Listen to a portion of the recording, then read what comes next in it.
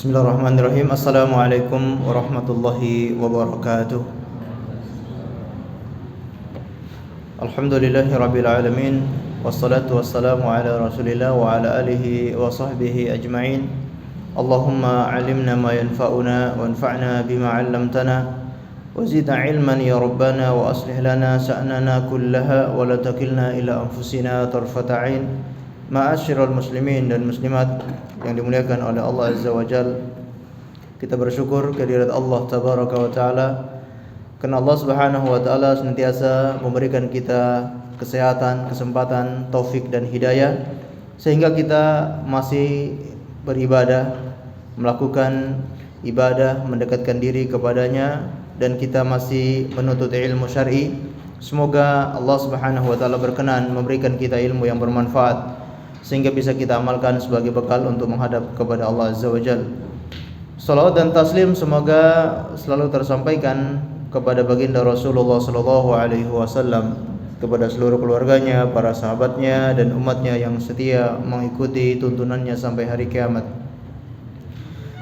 Ma'asyiral muslimin dan muslimat yang dimuliakan oleh Allah Azza wa Jalla, seperti biasanya kita lanjutkan pengajian rutin di setiap hari Selasa, membahas kitab Ahkamul Janaiz yang ditulis oleh Syekh Al-Albani rahimahullahu taala. Dan kita masih membahas poin atau bab yang ke-11 yang berkenaan dengan takfinu al-mayyit, mengkafani mayit. Ada beberapa poin yang sudah kita pelajari di pertemuan sebelumnya, dan kita akan melanjutkan poin yang ke-11 ini, yaitu wa yustahabbu fil kafni umuran. Hal-hal yang disukai, hal-hal yang disyariatkan di dalam mengkafani mayit itu ada beberapa perkara. Kata beliau, al-awwal al-bayadu. Yang pertama, menggunakan kain yang berwarna putih. Liqaulihi sallallahu alaihi wasallam, sebagaimana hadis dari Nabi sallallahu alaihi wasallam, ilbisu min thiyabikum al-bayad. Pakailah dari pakaian kalian yang berwarna putih. Fa innaha khairu thiyabikum. Sesungguhnya pakaian berwarna putih itu sebaik-baik pakaian kalian. Wa kaffinu fiha mautakum. Dan kafani mayit-mayit kalian itu menggunakan kain yang berwarna putih. Ini tentunya bukan sebuah kewajiban harus dengan berwarna putih. Kalau tidak berwarna putih berarti berdosa, bukan ya? Tapi ini masalah keafdolan. Seandainya ada kain yang berwarna putih, maka kita utamakan kain yang berwarna putih. Karena itulah yang dicontohkan oleh Rasulullah sallallahu alaihi wasallam, dan begitupun kain yang dipakai untuk mengkafani baginda Rasulullah juga menggunakan kain yang berwarna putih. Maka ini yang paling dianjurkan, menggunakan kain kafan yang berwarna putih. Kemudian di sini poin yang berikutnya adalah asani kaunuhu salasata asyab, yaitu menggunakan kain 3 lapis kain. Ini juga perkara yang disunnahkan. Li hadis Aisyah radhiyallahu taala anha qalat, sebagaimana hadis dari Aisyah radhiyallahu anha berkata, inna Rasulullah sallallahu alaihi wasallam kuffinu fi thalathati athyab. Sesungguhnya Rasulullah sallallahu alaihi wasallam beliau dikafani dengan 3 lapis kain. Thalathati athyab yamaniyah bayda suhuliyah. 3 lapis kain berwarna putih yang terbuat dari Yaman, ya. Min kursufin laisa fihinna qamisun wala imamatun. Tidak ada padanya jubah dan juga tidak ada imamah, tidak ada surban. Jadi ini yang dicontohkan oleh para sahabat Nabi sallallahu alaihi wasallam ketika mereka mengkafani Rasulullah, yaitu menggunakan 3 lapis kain. Ini tentunya bagi laki-laki. Nanti kalau untuk perempuan ada pembahasan khusus di akhir pembahasan ini. Bagi laki-laki dianjurkan menggunakan 3 lapis kain. Dan di sini Rasulullah tidak dipakaikan komis, tidak dipakaikan jubah atau baju, wala imamah, dan juga imamah surban. Ini yang sesuai sunnah. Sedangkan yang dilakukan oleh sebagian kaum muslimin biasanya memakaikan dengan imamah atau menggunakan ibaratnya istilahnya songkok, ya, songkok bagi si mayit, atau menggunakan baju bagi si mayit. Ini tentunya tidak sesuai dengan tuntunan Rasulullah sallallahu alaihi wasallam.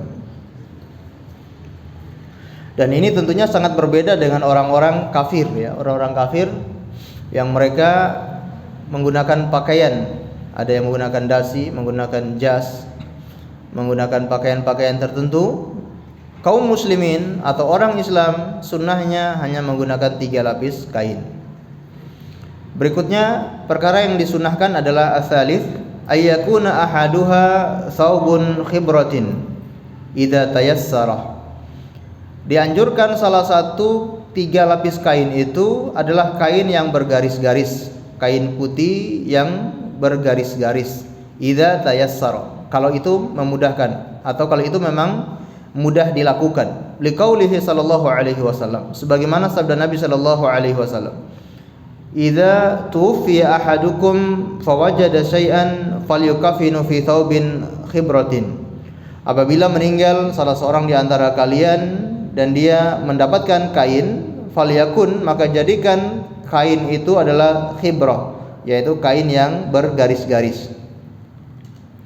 Di sini beliau menjelaskan, i'lam annahu la ta'arud baina hadzal hadits wa bainal haditsil awwal fil bayad. Ketahuilah bahwa hadis yang kita baca ini tidak bertentangan dengan hadis yang pertama. Masih ingat pembahasan tadi barusan di awal, yaitu disunahkan menggunakan kain yang berwarna putih. Tapi ada hadis lain yang memerintahkan atau menganjurkan menggunakan kain yang bergaris-garis. Kata beliau, tidak ada bertentangan antara hadis pertama dan hadis yang kita pelajari ini. Wa kafinu fiha mautakum, dan kafani mayit kalian liimkani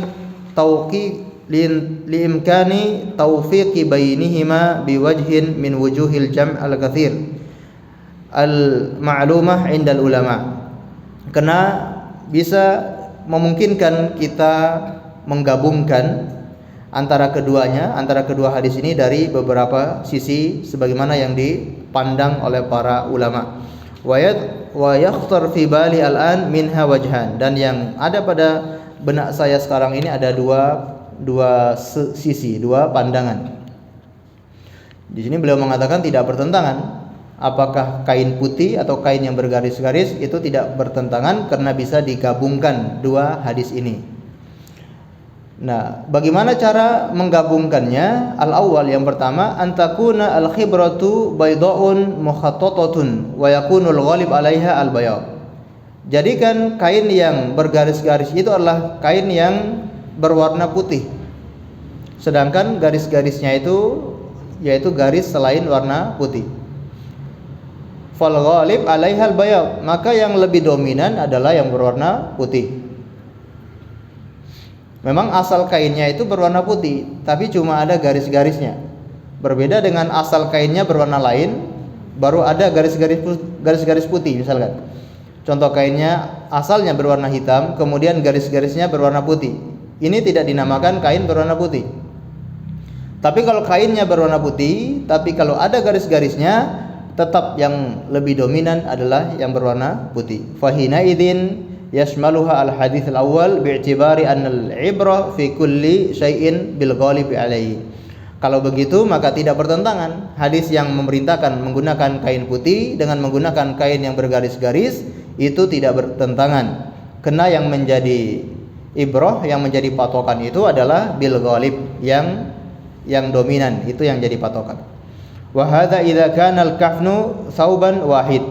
Ini kalau memang kain kafannya itu hanya kain kafan yang satu, atau kain kafannya hanya ada kain yang berjenis itu, tidak ada kain yang putih polos sama sekali, yang ada hanya kain yang putih bergaris-garis. Kalau ini kata beliau.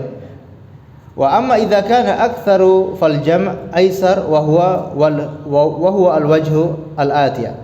Adapun kalau kainnya itu banyak macamnya, ada kain yang polos, kemudian ada kain lagi yang bergaris-garis, maka ini lebih sangat gampang untuk kita kompromikan hadis ini. Nah, diantaranya yaitu yang kedua, asani ayyaj'ala kafnu wahidan khibratan wa ma baqiya abyad. Maka jadikan satu kain lapisnya itu yang bergaris-garis, sedangkan dua lapisnya lagi itu yang tidak bergaris-garis. Ini berarti kita telah menggabungkan hadis-hadis yang ada. Ya. Tapi kembali lagi, ini bagi yang mudah, ya. Bagi yang mudah untuk dilakukan. Kalau kita nyari kain yang bergaris-garis susah, sulit, yang ada hanya kain yang berwarna polos, maka itu juga lebih baik. Ya. Tapi kalau memang ada kain yang bergaris-garis, tidak mengapa, sekali-kali kita menjalankan sunnah Rasulullah SAW. Karena beliau juga menganjurkan menggunakan kain yang bergaris-garis. Wa bidzalika ya'malu bil haditsaini ma'an. Maka dengan itu kita bisa mengamalkan kedua hadis bersamaan. Baik, wa bihadza qala al-Hanafiyyah wa daliluhum hadzal hadits wa laysa huwal haditsul ladzi azzahu al-Hafidz. Ini menguatkan penjelasannya beliau. Kemudian kita lanjutkan poin yang keempat, ar-rabi' tabakhiruhu salasan, yaitu memberikan bukhur, memberikan wangi-wangian sebanyak 3 kali. Bukhur itu wangi-wangian dari asap. Jadi bukan hanya kemenyan yang diberikan, tapi bukhur yang wangi. Kita punya ini kebanyakannya menggunakan kemenyan, bukan wangi, malah enggak apa malah orang enggak betah gitu. Seharusnya kalau selain daripada menyan yang baunya harum, bukhur, kalau pakai kayu gaharu, masya Allah. Kalau kita punya bukhur dari kayu gaharu, pakai kayu gaharu. Kalau ada bukhur dari Saudi, bukhur-bukhur yang wangi, apalagi wanginya tajam, itu lebih baik pakai yang seperti itu, ya, daripada menggunakan menyan, ya. Dan di sini beliau mengaitkan yaitu tabkhiruhu salasan, menggunakan wangi-wangian ini sebanyak 3 kali. Nah, 3 kali ini bukan maksimal, tapi minimal, ya. Kalau 3 kali itu biasanya sudah wangi. Tapi kalau seandainya 3 kali namun belum terlalu wangi, kita bisa menggunakan wangi-wangian itu lebih dari 3 kali, asalkan memberi kewangi-wangian terhadap si mayit tersebut. Liqaulihi sallallahu alaihi wasallam, sebagaimana sabda Nabi sallallahu alaihi wasallam, idza jammartumul mayit fa ajmiru thalathan. Apabila kalian memberi wangi-wangian kepada si mayit, maka berilah wangi-wangian sebanyak 3 kali. Ini batas minimal, sedangkan maksimal tidak terbatas. Sebagaimana beliau perintahkan untuk memberikan daun bidara ketika memandikan mayit, ya, yaitu siram sebanyak 3 kali. Kalau tidak bisa, maka lebihnya, asalkan yang terbaik untuk si mayit. Menggunakan wangi-wangian ini, kalau dari sisi hadis ini, ya, baik apakah berupa asap, apakah berupa semprot, berupa wangi-wangian yang cair, atau yang adhun atau adhin, yaitu yang menggunakan oles, ini juga sama saja, ya, dianjurkan menggunakan wangi-wangian, terutama di area-area persendihan si mayit, ya. Apakah di sikut, apakah di lututnya si mayit, atau di balik lututnya, ya, di balik lututnya si mayit itu, kemudian di dahinya si mayit, ya, dahi si mayit, atau di area-area yang memang butuh untuk dikasih wangi-wangian, ya. Dan ini apakah langsung ke tubuh si mayit atau juga ke kain kafan si mayit, ya. Sebelum kita meletakkan mayit setelah dimandikan, paling baik kita taburi dulu atau kita beri wangi-wangian dulu di kain kafan tersebut, ya. Ini hal yang disunahkan, memberi wangi-wangian. Dan di sini ada pengecualian. Kira-kira siapa yang dikecualikan? Orang yang sedang ihram. Wa hadzal hukmu la yashmalul muhrimi, dan hukum semacam ini tidak mencakup orang yang berihram, dikecualikan. Liqaulihi sallallahu alaihi wasallam, sebagaimana sabda Nabi sallallahu alaihi wasallam, fil muhrim alladzi waqasathu naqah, sebagaimana sabda beliau kepada seorang yang berihram yang meninggal karena diinjak oleh untanya. Wala tutayyibu, jangan kalian memberi wangi-wangian kepadanya, atau wala tuhannitu, ya, dalam redaksi yang lain. Berikutnya adalah wala yazuzul mughalatu fil kafni. Hal-hal yang disunahkan ketika mengkafani sudah selesai. Berikutnya poin yang baru, wala yazuzu al mughalatu fil kafni, tidak boleh berlebihan di dalam mengkafani mayit. Wala ziyadatu fihi ala thalathati, tidak boleh melebihi 3 lapis kain.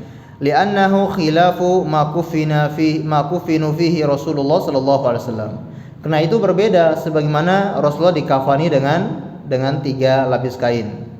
Kalau ada yang kena kain kafannya banyak, kain kafannya tura-tura, sisa-sisa, akhirnya lebih dari 3. Ini malah bukan baik, tapi justru enggak baik. Karena menyelisihi apa yang dilakukan oleh Rasulullah dan menyelisihi apa yang Rasulullah dikafani dengan 3 kain itu. Kama taqaddama fi al-mas'alah as-sabiq, sebagaimana yang kita bahas di masalah sebelumnya. Alasan yang lain, wa fihi idha'atun lil mal, yaitu membuang-buang harta, boros, ya, menyia-nyiakan harta kalau lebih dari 3 lapis kain. Wa huwa munhiyan anhu la siyama wal hayyu aula bihi. Karena itu dilarang menyia-nyiakan harta, mengeluarkan harta tanpa ada faedahnya, itu dilarang, apalagi wal hayyu aula bihi. Orang yang hidup itu lebih butuh apa? Mengeluarkan biaya untuk membeli kain lebih dari 3 itu cukup mengeluarkan biaya. Meskipun bagi orang tersebut itu bukan sesuatu yang banyak, tapi orang yang hidup itu lebih utama. Dia bisa membeli pakaian yang baru, dia bisa membeli hal-hal yang bermanfaat untuk dirinya. Sedangkan mayit ini, kain yang dipakai berapapun banyaknya, kain itu nanti akan rusak. Ya Pak ya, kain kafan ini ya nanti akan rusak di kuburan, kemudian akan dimakan oleh binatang-binatang yang ada di tanah, kecuali yang mungkin dikecualikan oleh Allah Subhanahu wa taala. Tapi intinya kain ini tidak bermanfaat untuk si mayit, karena si mayit enggak akan mengambil manfaat dari kain ini sama sekali.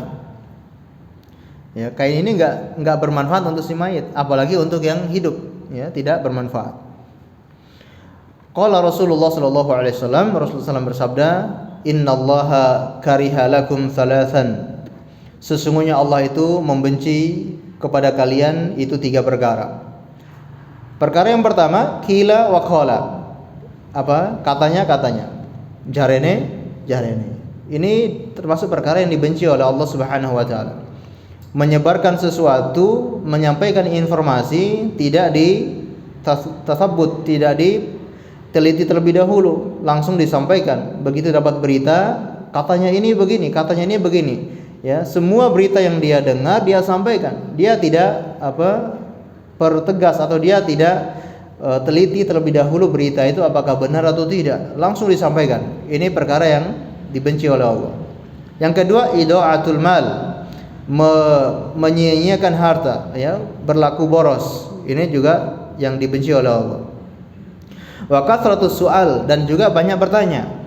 Ya, banyak bertanya kok dibenci? Berarti kalau pengajian enggak usah nanya. Nanti dibenci oleh Allah. Ya, banyak bertanya di sini itu lebih kepada ngeyel, ya, lebih kepada ngeyel. Sudah dikasih tahu tapi kok masih bertanya. Atau dia bertanya itu dalam rangka untuk untuk membantah, ya. Atau seperti orang-orang Bani Israel, ya, Bani Israel. Sebetulnya dia enggak mau lakukan perintah itu, makanya pura-pura nanya gitu. Ya. Kalau orang yang taat, sami'na wa ata'na, ketika diperintahkan, ketika dikasih tahu ya langsung kerjakan. Tapi kalau Bani Israel enggak, ketika dapat perintah pura-pura nanya, karena enggan menjalankan perintah itu. Ya. Dan ini sebagaimana sabda Rasulullah sallallahu alaihi wasallam, fa inna ahlakal ladzina min qablikum kathratu masailihim wa ikhtilafihim ala anbiya'ihim. Sesungguhnya yang membinasakan umat-umat sebelum kalian itu adalah banyaknya mereka bertanya dan seringnya mereka menyelisihi para nabi mereka. Sabda ini beliau ucapkan ketika beliau perintahkan kaum muslimin untuk pergi berhaji. Ya, sesungguhnya Allah telah mewajibkan kalian untuk berhaji. Tiba-tiba ada sahabat yang bertanya, "Aqul amin ya Rasulullah?" Apakah setiap tahun ya Rasulullah? Beliau terdiam. Orang ini bertanya lagi, "Aqul amin ya Rasulullah?" Apakah setiap tahun ya Rasulullah? Beliau terdiam. Sampai 3 kali beliau marah, wajahnya memerah, ya. Lalu beliau mengatakan, "Lau qultu na'am lawajab wa mastata'tum." Seandainya aku berkata iya, maka itu akan diwajibkan untuk kalian dan kalian tidak akan mampu melakukan itu. Seumur hidup aja kadang ngantrinya lama, Pak ya. Apalagi ini tiap tahun gitu ya. Seumur hidup enggak mudah gitu. Apalagi ini tiap tahun. Lalu beliau menyampaikan ini, sesungguhnya yang membinasakan orang-orang sebelum kalian itu sering bertanya, banyak bertanya dan menyelisihi para nabi mereka. Jadi kita ini syariat Islam itu sangat mudah untuk dikerjakan. Kalau diperintahkan kita kerjakan, kalau tidak diperintahkan tidak kita kerjakan. Selesai, ya. Enggak perlu banyak bertanya. Makanya Rasulullah itu sangat benci, sangat marah ketika ada sahabat yang bertanya. Ketika diperintahkan secara mutlak, diperintahkan secara umum begitu, ya langsung dikerjakan. Sebagaimana Allah perintahkan kepada Bani Israel untuk menyembelih sapi, ya. Sembelihlah sapi, ya itu kan umum dan itu mutlak. Mau sapi kecil besar usianya 1 tahun 2 tahun, apapun sapi, yang penting sapi sembelih sudah. Tapi ternyata masih banyak bertanya, itulah Allah persulit mereka. Ya. Sapi bagaimana? Coba tanyakan ciri-cirinya. Nah, itu Allah persulit, ya. Sampai mereka tidak bisa atau hampir tidak bisa menyembelih sapi atau mendapatkan sapi itu. Ya. Nah, ini juga berlaku bagi kita. Ketika kita mendapatkan sebuah instruksi, ya lakukan sesuai dengan secara umumnya. Dan itu yang sering kita ajarkan kepada para murid, para santri ketika kasih pertanyaan. Mungkin ada santri bertanya, sebutkan rukun ini. Mungkin ada yang bertanya, sebutkan 3 atau 5 Ustaz. Untuk khusus kamu 5 gitu. Ya kena memberatkan diri sendiri. Dan itu yang diwanti-wanti oleh Rasulullah ketika para sahabat itu nanya, takut Allah tiba-tiba turunkan perintah atau turunkan sebuah perkara akhirnya wajib. Padahal sebelumnya tidak secara spesifik, tapi karena dia tanya, Allah turunkan perintah khusus. Nah, ini kan lebih memberatkan umatnya. Allahu a'lam bishawab. Perkara berikutnya, beliau di sini mengungkapkan ada satu hal yang membuat beliau takjub, wa yujibuni bihadhil munasabah, yang membuat saya takjub adalah perkara ini maqalahu al-alama Abu At-Thayyib fi Raudhah An-Nadiyah, adalah perkataan seorang ulama bernama Abu Thayyib di dalam kitabnya Raudhah An-Nadiyah. Apa kata beliau? Walaysa takthirul akfan wal mughalatu fi athmaniha bimahmudin, dan tidaklah dengan memperbanyak kain kafan dan berlebih-lebihan dari sisi harganya itu perkara yang terpuji. Fa innahu laula wurudu asy-syar' bihi lakana min idha'atil mal. Seandainya kalau tidak ada hadis yang memerintahkan itu, tentu ini perkara adalah membuang-buang harta. Kita tahu ada hadis yang memang menyinggung masalah memperbagus kain kafan, ya. Wa ajmilu fit takfin, ya.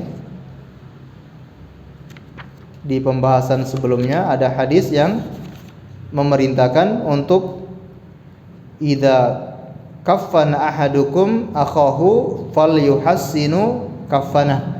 Apabila seseorang mengkafani saudaranya, hendaknya dia perbagus kafannya. Kata Abu Thayyib, seandainya kalau tidak ada hadis yang memerintahkan memperbagus kain kafan, tentu ya perkara ini termasuk perkara menyia-nyiakan harta. Li'annahu la yantafi'u bihil mayit, karena memperbanyak kain kafan itu tidak bermanfaat untuk si mayit. Wala ya'udu naf'uhu 'alal hayy, dan manfaatnya juga tidak kembali kepada yang hidup. Wa rahimallahu Abu Bakar As-Siddiq haitsu qala, Allah merahmati Abu Bakar As-Siddiq ketika beliau berkata. Jadi ini ketika Abu Bakar sedang sakit, orang-orang ya menanyakan kain kafan apa saja yang disediakan untuk beliau. Beliau memerintahkan perkara-perkara yang dipersiapkan. Kata beliau, innal hayya ahaqqu bil jadid, sesungguhnya yang hidup itu lebih berhak untuk yang baru. Orang yang hidup itu lebih pantas memakai pakaian yang baru. Artinya kalau untuk yang mau meninggal ini tidak perlu mahal-mahal, tidak perlu banyak-banyak kain kafannya. Kalau pengen beli kain, pengen beli baju, mendingan untuk yang hidup saja. Yang mati karena ini tidak akan bermanfaat. Lamma qila lahu 'inda ta'inihi li thawbin min athyabihi fi kafnihi.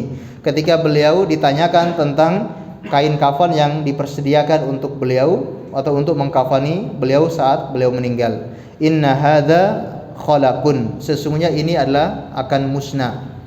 Kain kafan ini banyak, kain kafan yang mahal, kain kafan yang bagus, ini juga akan musnah.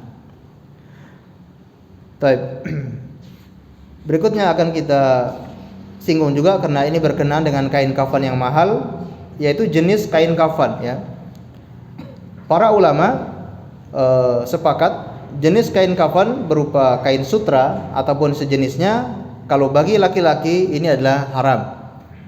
Apakah dia seorang raja, dia seorang pengusaha kaya raya, punya harta banyak, tidak boleh menggunakan kain kafan berjenis sutra. Ya, karena ketika dia masih hidup juga dilarang, dan apalagi dia sudah meninggal dunia. Namun para ulama berbeda pendapat mengenai perempuan. Apakah bagi wanita itu boleh menggunakan kain kafan berjenis sutra? Sebagian membolehkan, karena pada saat wanita ini hidup boleh menggunakan sutra, begitupun dia meninggal dunia boleh menggunakan kain sutra. Tapi kembali lagi, kalau memang itu mahal dan itu sangat boros, maka gunakan kain kafan yang biasa. Misalkan beli kain kafan sutra harganya ratusan juta, sedangkan kain kafan yang biasa harganya hanya jutaan ya, 1 juta 2 juta, maka gunakan kain kafan biasa. Selebihnya gunakan untuk sedekah, gunakan untuk berinfak dan sejenisnya atas nama si mayit, itu lebih bermanfaat. Ini daripada beli kain sutra yang mahal, hasil uang ini kita berikan kepada orang dengan niat sedekah atas nama si mayit, itu tentu pahalanya mengalir kepada si mayit. Sedangkan kain sutra yang mendapat manfaat siapa? Si mayit tidak dapat manfaat, yang hidup juga tidak dapat manfaat. Allahu a'lam bishawab. Poin yang terakhir dari bab yang ke-12 ya, atau bab ke-11 mengkafani mayit ini adalah wal mar'atu fi dzalika karrajul, mengkafani mayit atau jumlah kain kafan bagi si perempuan. Menurut pendapat beliau yaitu Syekh Al-Albani rahimahullah, wal mar'atu fi dzalika karrajul, kain kafannya wanita sama seperti kain kafan laki-laki. Berapa? 10 atau 11? 3 ya. Ini menurut pandangan beliau, kain kafan bagi perempuan itu sama seperti kain kafan bagi laki-laki, yaitu 3 lapis kain. Idla dalilu ala at-tafriq, karena tidak ada dalil yang membedakan antara perempuan dan laki-laki. Wa amma hadithu Laili binti Qaif Ats-Tsaqafi, adapun hadis Laila binti Qaif Ats-Tsaqafi fi takfini ibnatihi sallallahu alaihi wasallam fi khamsati athwab fala yasihhu isnadahu. Adapun hadis Laila binti Qaif Ats-Tsaqafi ini, kata beliau hadisnya tidak sahih dari sisi isnadnya. Hadis ini memang memerintahkan menggunakan 5 helai kain kafan bagi perempuan. Tapi memang hadis ini adalah hadis yang tidak sahih dari sisi sanadnya. Li'annahu fihi Nuh ibni Hakim Al-Thaqafi wa huwa majhul. Karena di situ ada seorang bernama Nuh bin Hakim Al-Thaqafi wa huwa majhul, dan dia orang yang tidak diketahui. Kama qala Al-Hafidz Ibnu Hajar wa ghairuhu, sebagaimana disebutkan oleh Imam Ibnu Hajar dan yang lainnya. Wa fihi illatun ukhra bayyanaha Az-Zu'ali fi nasabi ar-rawi, dan ada cacat yang lain bagi perawi ini sebagaimana dijelaskan oleh ulama yang lain. Intinya para ulama berbeda pendapat mengenai berapa jumlah kain kafan bagi wanita. Kita akan bacakan beberapa pandangan para ulama. Menurut beliau jelas ya, bagi wanita itu sama seperti laki-laki ya, tidak ada bedanya. Namun ada pandangan lain dari sebagian ulama, sebagaimana disebutkan dalam kitab Bada'i As-Sana'i, ittafaqatil madzahib Ahnaf wal Maliki wal Syafi'i wal Hanabila wal Dhahiriyah ala anna al-mustahab an takfinal mar'ah fi khamsati athwab. Adapun para ulama madhab bersepakat, apakah Hanafi, Maliki, Syafi'i, Hanabila dan Adh-Dhahiriyah, bahwasanya yang dianjurkan kafan bagi seorang wanita adalah 5 helai kain.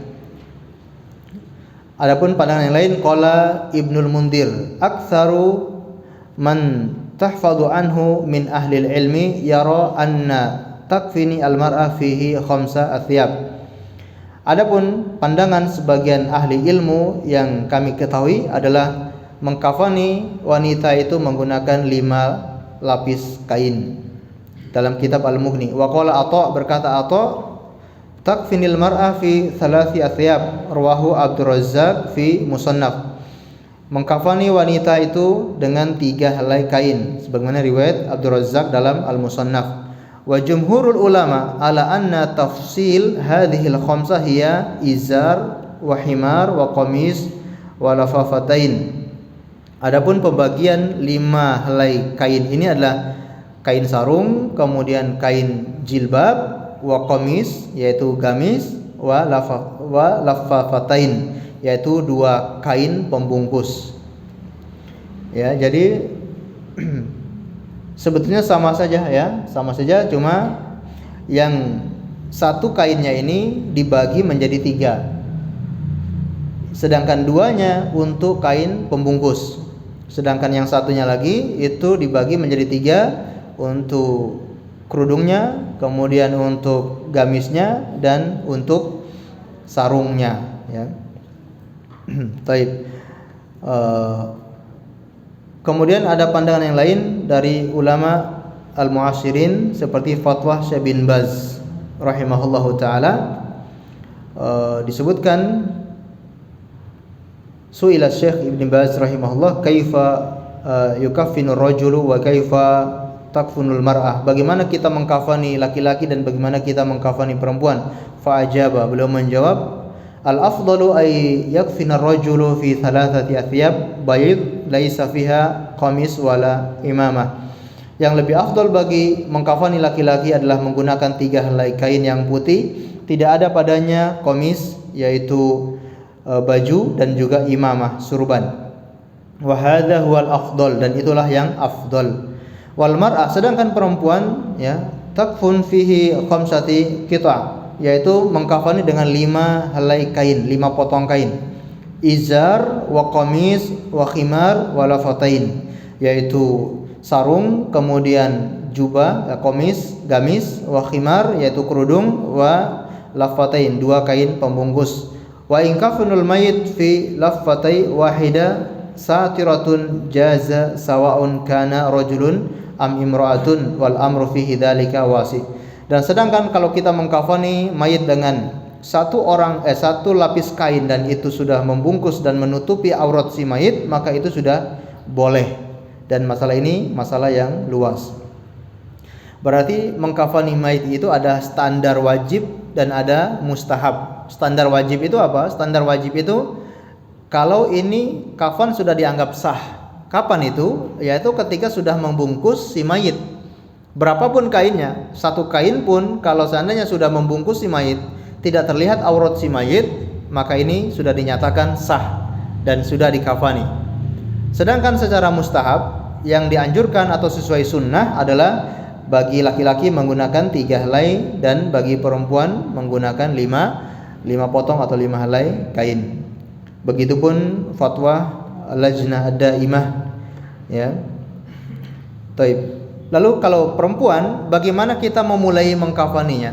Apanya yang dulu? Kerudungnya dulu, gamisnya dulu, atau apanya yang didahulukan? Di sini fatwa dari Lajnah Daimah. Wal mar'ah yabda'u takfinuha bil izar alal aurah wa ma haulaha. Pertama kali untuk mengkafani wanita itu izarnya terlebih dahulu, sarungnya, ya. Sarungnya terlebih dahulu. Sarung itu ya tidak hanya sarung yang dari pusar sampai ke bawah, biasanya juga ya sampai dada atau sampai leher. Itu dianggap juga sarung, ya. Itu yang pertama kali dibungkus untuk dianggap sebagai sarung. Kemudian thumma qamis alal jasad, kemudian bajunya atau jubahnya, gamisnya, ya, itu untuk menutupi jasad si mayit. Kalau sarungnya misalkan di atas dada atau sampai perut, kemudian bajunya asalkan juga bisa menutupi izar tersebut, ya, bajunya menutupi izar. Thumma al-qana ala ar-ra's wa ma haulahu, kemudian ada kain lagi untuk menutupi kepala, ini dianggap sebagai himar atau kerudung. Thumma talaffa bilaffatain, kemudian dibungkus dengan dua bungkus. Allah alam bisawab, ya.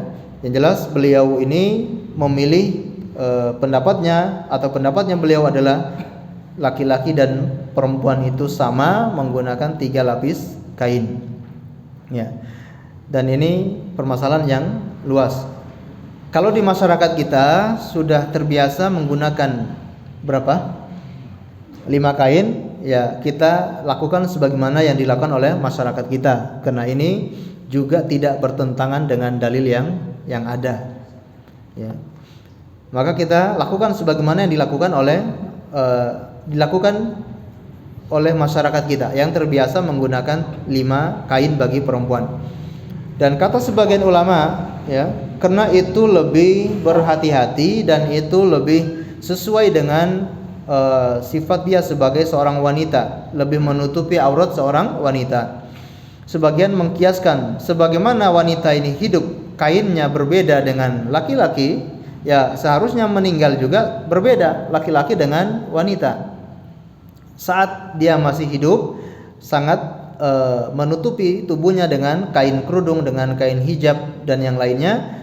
Nah, saat dia meninggal juga sama. Sedangkan laki-laki saat dia masih hidup, ya, ada hal-hal atau ada anggota tubuh yang boleh diperlihatkan, tidak harus ditutup.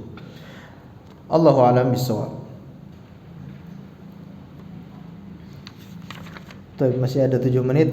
Kita lanjut ke bab yang baru atau mungkin ada yang dipertanyakan?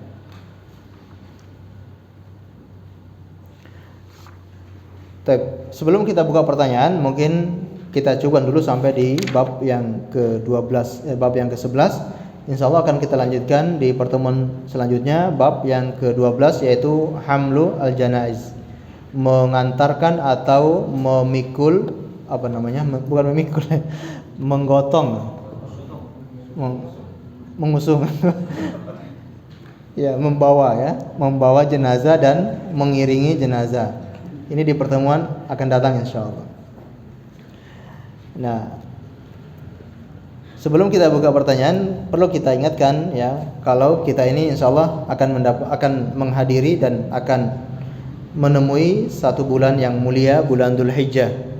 Ya, maka harus kita sadar kalau kita ini akan ketemu dengan bulan yang sangat mulia, yang disebutkan oleh Rasulullah itu tidak ada amalan soleh yang lebih dicintai oleh Allah daripada di hari-hari itu.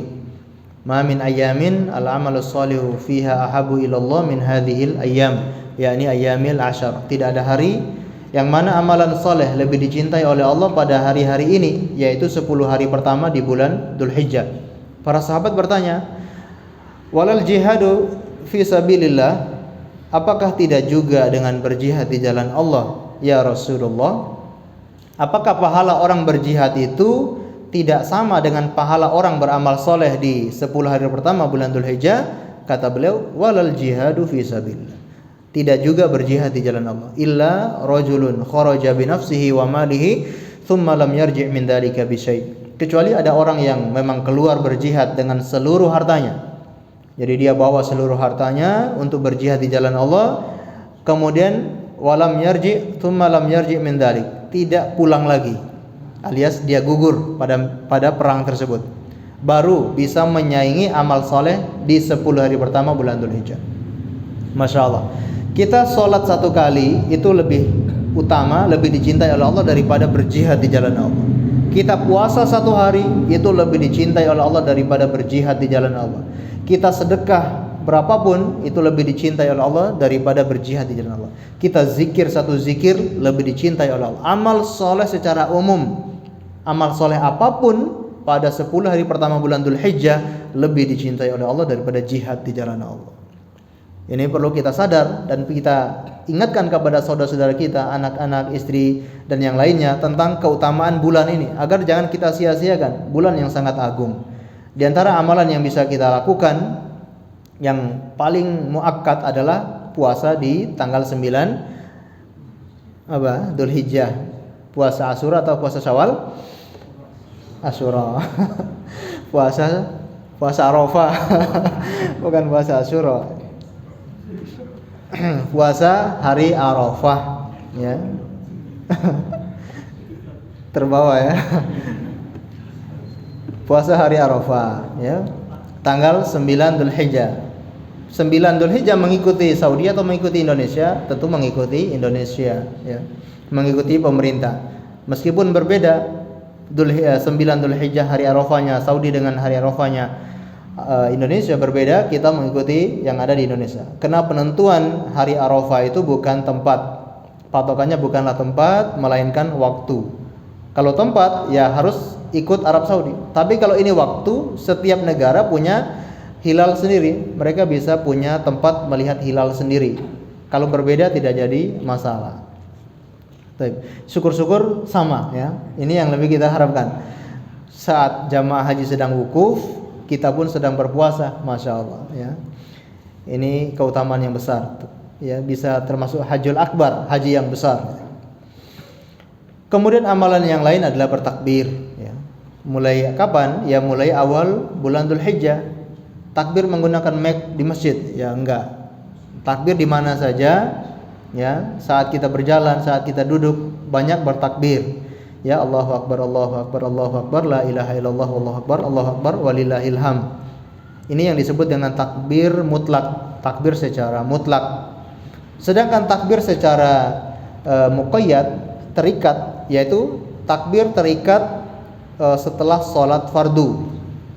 Ini baru dilakukan kapan? Yaitu sejak 10 Dzulhijjah, ya. 10 Dzulhijjah itu berarti ya habis sholat maghrib, ya, habis sholat maghrib, atau sebagian menyebutkan habis sholat subuh. Habis sholat subuh di 10 Dzulhijjah, selesai salam langsung takbir. Begitupun nanti sholat duhur, sholat asar, sholat maghrib, sholat isya, sampai selesai hari tasyrik tanggal 13 di hari asar. Begitu masuk waktu asar, maka sudah selesai, tidak boleh ada takbir setelah sholat lagi. Ini namanya takbir muqayyad. Sedangkan yang mutlak itu sejak awal Dzulhijjah sudah dianjurkan untuk takbir, laki-laki, perempuan. Bahkan sahabat Ibnu Umar dan sahabat Abu Hurairah dari awal Dzulhijjah itu sudah sering ke pasar. Ngapain? Untuk takbiran di pasar, ya. Takbiran di pasar, ya. Mengingatkan orang-orang yang ada di pasar jangan sibuk jualan aja, tapi takbir, sambil jualan sambil takbir. Dan orang-orang akhirnya takbir dengan takbirnya mereka berdua, yang mengikuti mereka berdua bertakbir. Allahu a'lam bishawab. Kita buka pertanyaan, kalau ada yang tanyakan kami persilakan. Atau tidak ada, kita dengarkan azan terlebih dahulu ya. Ya.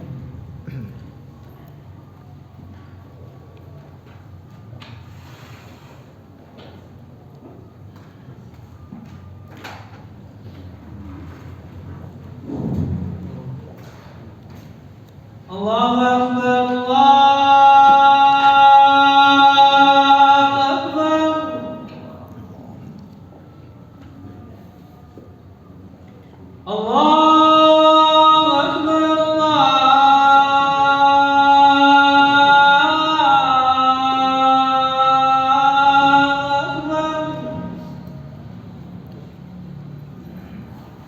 Asyhadu an la ilaha illallah.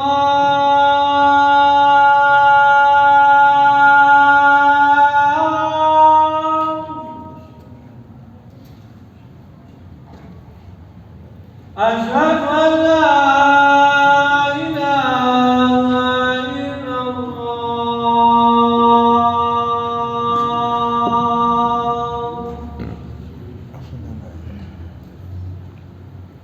Asyhadu anna Muhammadan Rasulullah.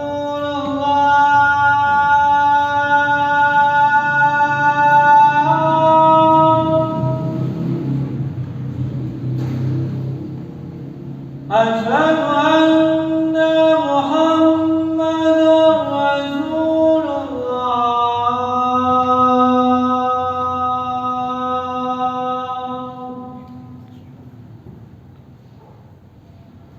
Hayya 'alas shalah.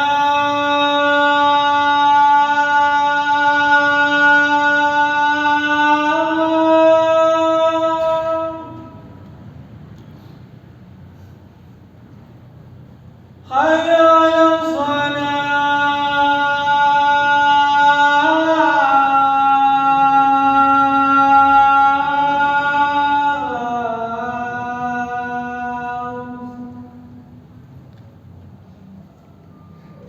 Hayya 'alal falah.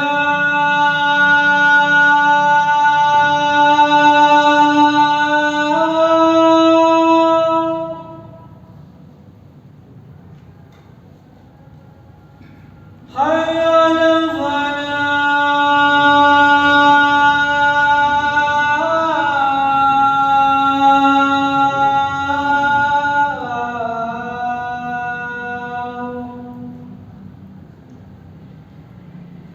Allahu Akbar, Allahu Akbar. La ilaha illallah.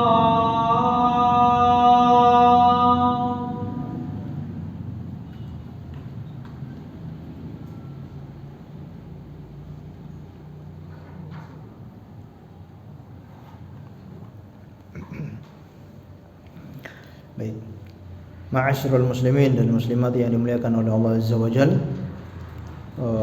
Sebelum kita buka pertanyaan, ada beberapa hal yang perlu kami sampaikan. Insyaallah ini Selasa pertama, nanti Selasa kedua, Selasa ketiga kami minta izin tidak bisa mengisi karena ada kegiatan di NTT, di kampung halaman, melakukan safar untuk menyalurkan hewan kurban yang dititipkan kepada kami.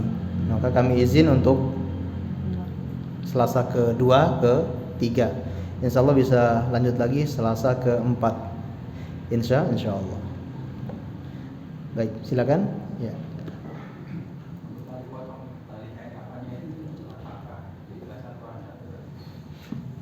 Potong tali. Oh, berapa jumlahnya atau? Nah, berapa jumlah tali kafan? Yaitu tidak ada patokan, ya, tidak ada patokan mana yang lebih mudah, ya, lebih mudah dan lebih aman. Bisa 7, jadi 1 di kaki, 1 di kepala, kemudian 1 di dada, 1 di tengah, ya, di perut, kemudian 1 di paha, ya. Bisa lebih. Dan memang kita usahakan ganjil, ya, selalu usahakan ganjil. Mana yang lebih mudah. Dan misalkan mohon maaf jenazahnya itu sangat besar ya, sangat gemuk. Mohon maaf kalau sangat seperti itu mungkin butuh lebih ya, tidak cuma 7, bisa butuh lebih. Kalau yang standar ya mungkin 7 atau ya sekitar 7, insyaallah sudah aman. Dan apakah harus dilepas itu nanti di menguburkan jenazah ya, apakah tali pocongnya harus dilepas atau enggak, itu insyaallah nanti kita bahas di menguburkan jenazah.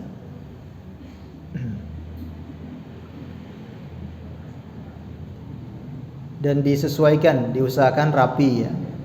Jangan mentang-mentang tali kafan kita yang ukurannya pendek ya kita potong ya. Di bagian kaki misalkan cuma butuh tali yang pendek ya, jangan terlalu panjang. Nanti kewer-kewer itu loh. Ini kan nggak kelihatannya nggak bagus. Dan sebagian ya untuk mempermudahkan talinya itu di samping ya, katanya lebih dan memang lebih kuat ya daripada di tengah, tapi talinya di bagian samping. Nah, kalau yang berpendapat talinya harus dilepas ya, itu juga mempermudah nanti untuk melepas tali kafan. Allahu a'lam bishawab.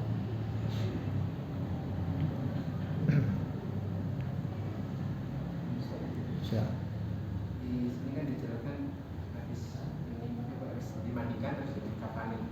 Tapi di sini nggak ada dijelaskan tentang kalau di umum itu kan dilurusin atas nyakapin nih. Nyikapin di umum. Ya, kenapa tidak dijelaskan? Karena memang tidak ada panduan dalam syariat. Apakah disendekapkan atau diluruskan tangannya, itu mana yang lebih mudah, mana yang lebih bisa dilakukan. Ya, jadi nggak harus disendekapkan. Kadang kasihan ketika udah kaku, misalnya tangannya udah kaku, dipaksa untuk disendekapkan sampai diikat-ikat. Ini kan juga malah kasihan. Ya. Karena tidak ada tuntunan dalam masalah ini. Jadi mana yang lebih mudah? Ya, kalau memang mungkin perempuan bisa lebih baik disendekap karena untuk lebih menutupi bagian dada. Ya, tapi kalau bagi laki-laki ya dijulurkan juga tidak masalah. Karena kadang-kala disendekapkan itu juga agak sulit untuk nanti mengikat si mayit. Nah, ini tidak ada tuntunan secara jelas dari nas. Tapi ini kembali kepada kalau tradisi kita memang disendekap, tapi nggak boleh kita beranggapan ini sunnah atau ini anjuran dalam syariat, tidak. Ya, kalau kita sendekap itu mungkin lebih mudah bagi masyarakat, ya nggak apa-apa kita sendekapkan. Sebagian orang mengkiaskan karena seperti ibarat sholat itu, karena dia sholat itu sendekap ya dia disendekap. Nah, untuk sholat pun para ulama berbeda-beda gitu, nggak harus sendekap juga gitu. Allahu a'lam bishawab. Nah,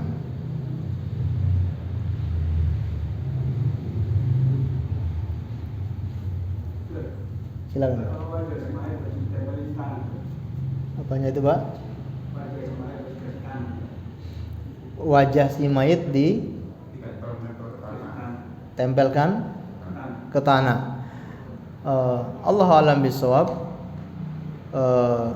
Kami belum tahu secara tegas dalil yang menegaskan hal itu. Karena sebagian menganjurkan dibuka, tujuannya untuk ditempelkan wajahnya ke tanah, ya, dengan berdalil darinya lah dia diciptakan dan kepadanya lah dikembalikan. Dan ada juga yang tidak menyarankan untuk membuka tali pocong si mayit. Kalau tidak membuka ya nggak nempel, ya kan? Nah, karena yang dianjurkan itu adalah bukan masalah wajahnya menempel atau tidak, tapi bagaimana agar mayit ini tidak guling. Karena memang yang dianjurkan itu menghadap ke arah kiblat, miring ke kanan, menghadap ke arah kiblat. Itulah yang dianjurkan oleh Rasulullah. Sedangkan menempelkan ke tanah, Allahu a'lam bishawab. Ya, kami belum menemukan dalil dalam masalah itu. Nah, itu kita gunakan tanah atau gunakan Kalau di Arab Saudi biasanya sudah tanah dari yang dikeringkan, seperti batako yang dikeringkan itu untuk mengganjalnya ya, untuk mengganjal si mayit agar tidak guling. Karena itulah yang dianjurkan. Allahu a'lam bishawab.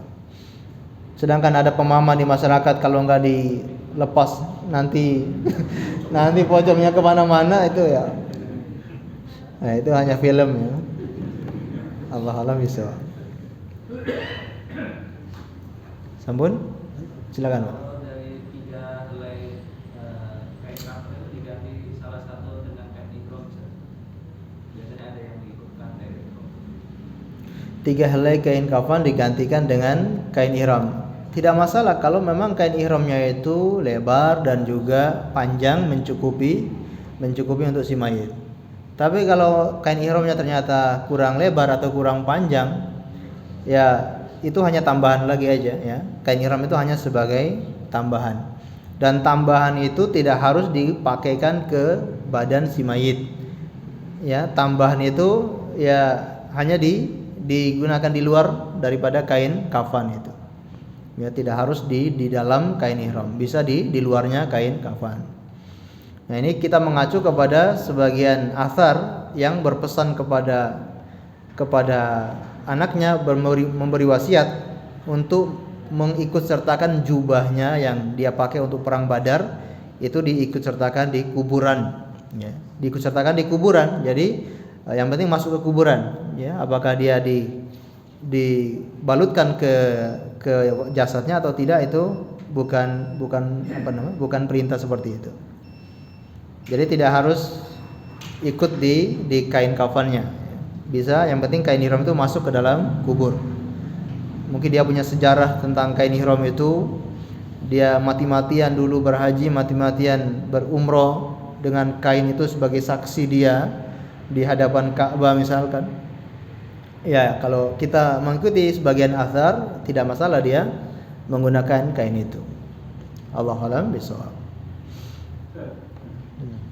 Apakah ada hadis yang mengatakan mayat itu diatur kubur di luar dia dilahirkan? Mayat itu diatur pada saat ditinggal di luar dia dilahirkan. Bukan dia dilahirkan di Jakarta atau ditinggal di Surabaya tidak bagus. Allah belum pernah mendengar itu belum pernah mendengar hadis semacam itu. Yang kami dengar barang siapa yang ingin meninggal di Madinah falyafal, maka lakukan. Yang dianjurkan itu justru di kota Madinah, itu yang dianjurkan untuk kuburkan di sana. Nah, selain daripada itu apakah tanah kelahirannya atau di luar tanah kelahirannya, Allahu a'lam bishawab. Ya. Nah, kalau di Madinah memang ada hadis yang khusus, barang siapa yang ingin meninggal di Madinah lakukan. Saat di Madinah sedang sakit keras, ya daripada pulang ke kampung halaman mendingan di Madinah, karena dapat jaminan syafaat Rasulullah. Siapapun yang meninggal di Madinah, dikuburkan di Madinah, jaminannya mendapat syafaat Rasulullah. Tapi kalau kita di sini ya nggak boleh dibawa ke sana. Ya. Tapi kalau sudah di Madinah jangan pulang.